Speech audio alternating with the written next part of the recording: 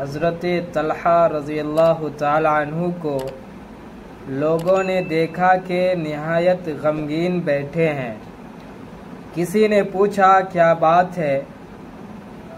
فرمایا حضور صلی اللہ علیہ وسلم سے یہ سنا تھا کہ مجھے ایسا کلمہ معلوم ہے کہ جو شخص مرتے وقت اس کو کہے تو موت کی تکلیف اس سے ہٹ جائے اور رنگ چمکنے لگے اور خوشی کا منظر دیکھے، مگر مجھے حضور صلی اللہ علیہ وسلم سے اس کلمہ کے پوچھنے کی قدرت نہ ہوئی، یعنی ہمت نہ ہوئی، اس کا رنج ہو رہا ہے۔ حضرت عمر رضی اللہ تعالی عنہ نے فرمایا مجھے معلوم ہے۔ طلحہ رضی اللہ تعالی عنہ خوش ہو کر کہنے لگے کیا ہے؟ حضرت عمر رضی اللہ تعالی عنہ نے فرمایا ہمیں معلوم ہے کہ کوئی کلمہ اس سے بڑھا ہوا نہیں ہے جس کو حضور صلی اللہ علیہ وسلم نے اپنے چچا ابو طالب پر پیش کیا تھا، اور وہ ہے لا الہ الا اللہ۔ فرمایا واللہ یہی ہے۔ حضرت عمر رضی اللہ تعالی عنہ نے کہا واللہ یہی ہے۔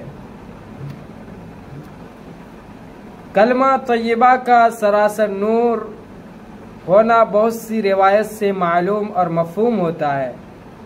حافظ ابن حجر رحمۃ اللہ علیہ نے منبہات میں حضرت ابو بکر صدیق رضی اللہ تعالیٰ عنہ سے نقل کیا ہے کہ اندھیرے 5 ہیں اور 5 ہی ان کے لیے چراغ ہے۔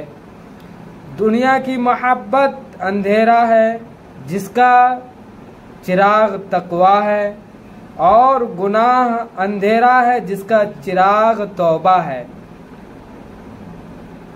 اور قبر اندھیرا ہے جس کا چراغ لا الہ الا اللہ محمد الرسول اللہ صلی اللہ علیہ وسلم ہے، اور آخرت اندھیرا ہے جس کا چراغ نیک عمل ہے، اور پل صراط اندھیرا ہے جس کا چراغ یقین ہے۔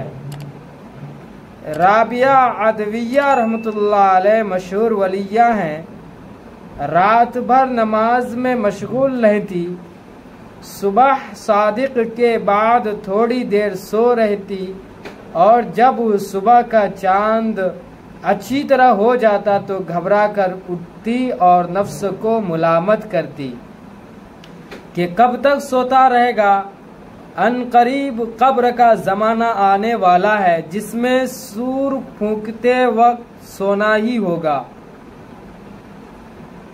جب انتقال کا وقت قریب ہوا تو ایک خادمہ کو وصیت فرمائی کہ یہ اوڑھنی گدڑی جس کو وہ تہجد کے وقت پہنا کرتی تھی اس میں مجھے کفن دے دینا اور کسی کو میرے مرنے کی خبر نہ کرنا۔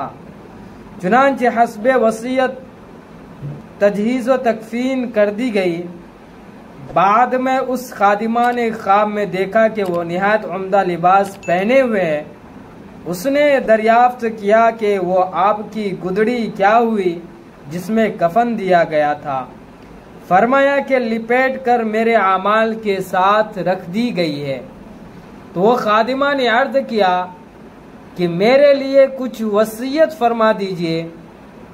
تو انہوں نے وصیت میں کہا کہ زیادہ سے زیادہ ذکر کیا کرو، کیونکہ یہ سب سے افضل عمل ہے، جتنا ہو سکے ذکر کیا کرو۔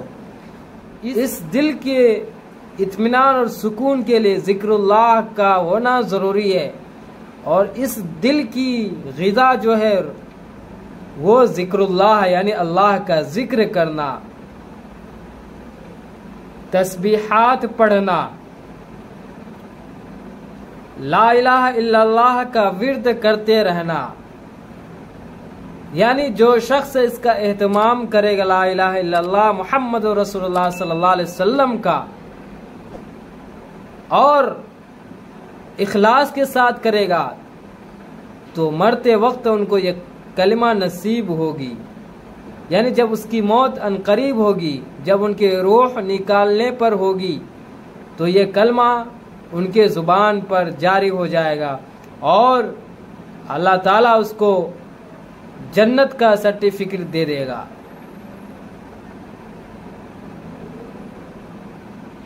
تو میرے عزیزو، اللہ رب العزت نے ہمیں ذکر اللہ کا جو طریقہ قرآن و حدیث سے بتایا ہے، اس کے مطابق اگر ہم ذکر کرتے ہیں تو ہماری زندگی میں سکون و اطمینان رہتا ہے۔